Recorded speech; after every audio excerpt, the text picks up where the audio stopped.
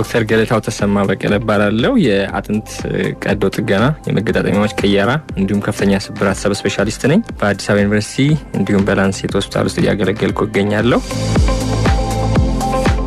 የአጥንት ኢንፌክሽን ህጻናት ላይ በጣም ኮመን ነው።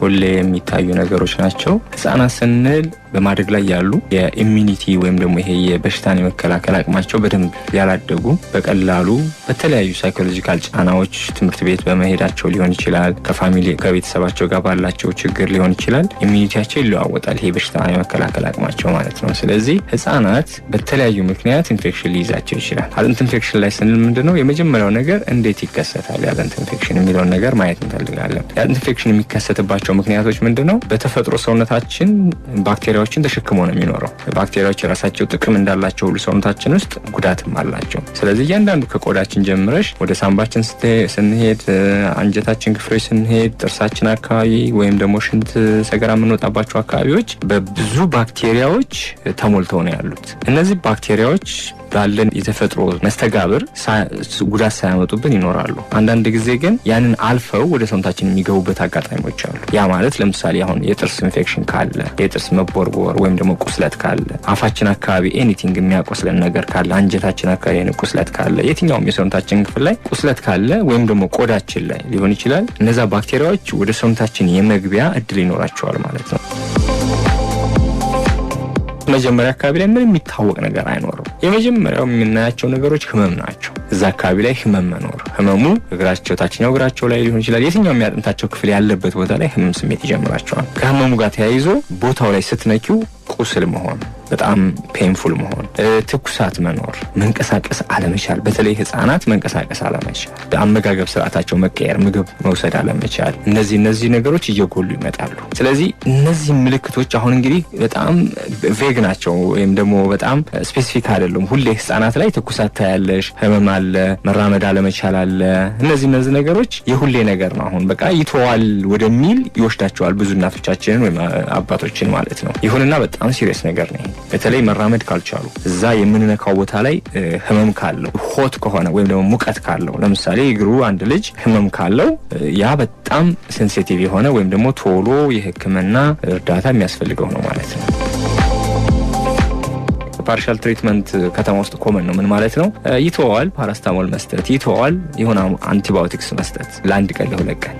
ግን እነዚህ ባክቴሪያዎች የራሳቸው የሆነ አንቲባዮቲክስ ነው የሚያጠፋቸው። ሁሉንም ባክቴሪያ ሁሉም አንቲባዮቲክስ አይገለው። ስለዚህ በዚህ ምክንያት በግማሽ መታከም ይኖራል። የተወሰነ ስሜታቸው ቀነስ ያደርግልሻል፣ ዳን ልጅ ያለሽ እንደገና ደግሞ ግን ይቀጥላል። ስለዚህ የአጥንት ኢንፌክሽን ስንል ኦፍ ኮርስ ላይክ አጥንቱ ላይ ብቻ ሊሆን ይችላል። አንዳንድ ጊዜ ደግሞ ጆይንት ላይ ሊሆን ይችላል፣ መገጣጠሚያዎች ላይ ማለት ነው። ጆይንት ላይ ሲሆን ሴፕቲክ አርትራይተስ ይባላል። ምን ማለት ነው? መገጣጠሚያ ውስጥ መግል መፈጠር ማለት ነው። ኦስቲዮማላይተስ ወይም ደግሞ የአጥንት ኢንፌክሽን ስንል ደግሞ አጥንቱ ውስጥ ነው የሚሆነው። የተለያዩ ነገሮች ናቸው። ስለዚህ እነዚህ ልጆች በዚህ መልክ ያልፋሉ ማለት ነው። አንዳንዶቹ ጀስት ህመሙን እንደዛው እንደቀጠለ ይቀጥላል። አንዳንድ ልጆች ደግሞ በግማሽ አክመናቸው የተወሰነ የተለዛለዘ የሆነ ቀስ ያለ ነገር እናያለን ማለት ነው። ስለዚህ በሂደት መንቀሳቀሳቸውን እየገደበው ይመጣል። ከዛ አልፎ ደግሞ መግሉ ፈንድቶ የመውጣት ካልታከሙ ልጆቹ ምን ይሆናል? ፈሳሽ ይወጣል። በተፈጥሯዊ ማለት በህክምና ቶሎ ካላፈሰሽ ወይም ደግሞ አፕሮፕሪየት የሆነ አንቲባዮቲክስ ካልሰጠናቸው ያ የተጠራቀመው መግል ቦታ ያጣል። ህመሙም አንዱ ህመም በነገራችን ላይ መግሉ እየጨመረ ሲመጣ ቦታ ያጣል።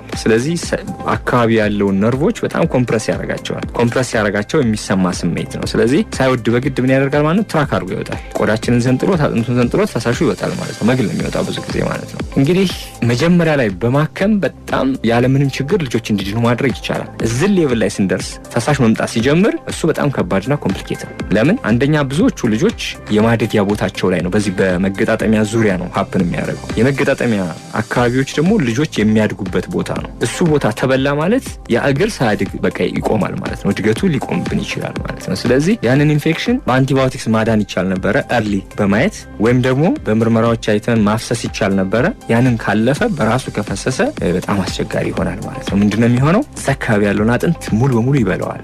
ስለዚህ በላው ማለት አንዳንድ ልጆች ወደኛ ሲመጡ ምን ይሆናሉ? ተሰብረውም ሊመጡ ይችላሉ። ቢኮዝ አጥንቱ ተፈጥሯዊ የሆነ ጥንካሬውን አጥቷል ማለት ነው። ስለዚህ በዚህ ምክንያት ክሮኒክ ኦስቲዮማላይተስ ሆነ ይባላል። ማለት አኪዩት እንላለን ወዳው ልክ ለምሳሌ ከ2 ሳምንት ውስጥ ከ3 ሳምንት በታች ያለው፣ ከዛ መሀል ላይ ያሉ አሉ ሰብ አኪዩት የምንላቸው፣ ከዛ በላይ ያሉትን ክሮኒክ ይባላል። ይሄ ማለት እንደው አንዳንድ ጊዜ መንገድ ላይ ምንም ስንሄድ ከእግራቸው ላይ ሰዎች መግል ሲፈስ የምናያቸው ለምሳሌ ንብጤዎች ለምኑ ካየሽ እግራቸውን አውጥተው ይሄ ከህፃንነት የመጣ ነገር ነው ማለት ነው። ስለዚህ እነዚህ ህፃናት በቀላሉ የሚታከሙ የነበሩት ወደዛ ሌቭል እንመጣለን ማለት ነው። ወደዛ ሌቭል ስንመጣ ምንድነው ስቲል ማጠብ የሚያስፈልጋቸው ልጆች አሉ። አንዳንዶቹ ደግሞ በማጠብሽ ሙሉ አጥንቱ ሊወጣ ይችላል። ስለዚህ ህክምናው ከአንቲባዮቲክስ ያልፍና ሰርጂካል ይሆናል ማለት ነው። ስቲል አንቲባዮቲክስ የሚረዳን ነገር አለ፣ ግን ሰርጀሪ ደግሞ ሜይን ፓርቱን ይወስደዋል ማለት ነው። ስለዚህ የመጀመሪያው ሌቭል ላይ የሚደረጉ ሰርጀሪዎች በቀላል ቀዳዳ ምግል ማፍሰስ ነው የሚሆነው። ይሄን ካለፈው የሚሆነው ግን ምንድነው ሙሉ በመክፈት ማጠብ ሊሆን ይችላል። ማጠብ የሚባለው ግን ምንድነው ብዙ ጊዜው የመጀመሪያው አካባቢ ላይ ከሆነና ምግል እያፈሰሱ የሚመጡ ልጆች ከሆኑ መጠበቅ ያስፈልጋል። ምክንያቱም በዛን ሰዓት ደግሞ ሙሉ ከከፈት ነው ሆል ቦን ይወጣል። ሁሉም አጥንት ወጣ ማለት ደግሞ ከዛ በኋላ ስጋ ብቻ ነው የሚቀረው። ስለዚህ መቆም አይችሉም። በጣም አስቸጋሪ ነው የሚሆነው። አንዳንድ ጊዜ ሮንግሊ እንደዛ ይደረጋል። ትክክል አይደለም እሱ። ስለዚህ ምንድነው መሆን ያለበት? አንቲባዮቲክስ እየሰጡ ኤክሰስ መግል ካለ እሱን በማፍሰስ ያ በበሰበሰው አጥንት ዙሪያ አዲስ አጥንት እንዲሰራ ይጠበቃል። ኢንቮልከር ነው። የህፃናትን ኢንፌክሽን ሲሪየስሊ መመልከት ያስፈልጋል። መጀመሪያ ደረጃ አለው፣ መካከል ደረጃ አለው፣ መጨረሻ ደረጃ አለው እና እንደየደረጃዎቹ ደግሞ ህክምና ይፈልጋል። ስለዚህ አንዱ ቀደም ስናወራ ከነበራቸው ምንድነው የከሌ ልጅ እግሩን አሞት ነበረ ዳነ ከማለት ይልቅ የጤና ባለሙያዎች ምን ይላሉ ስለዚህ ጉዳይ፣ በየትኛው ሌቭል ላይ ነው፣ በዚህ ደረጃ ምንድነው ህክምና የሚወስደው ብሎ ያንን ነገር አክሰፕት ማድረግ መቀበልና ህክምና መስጠት ያስፈልጋል ማለት ነው።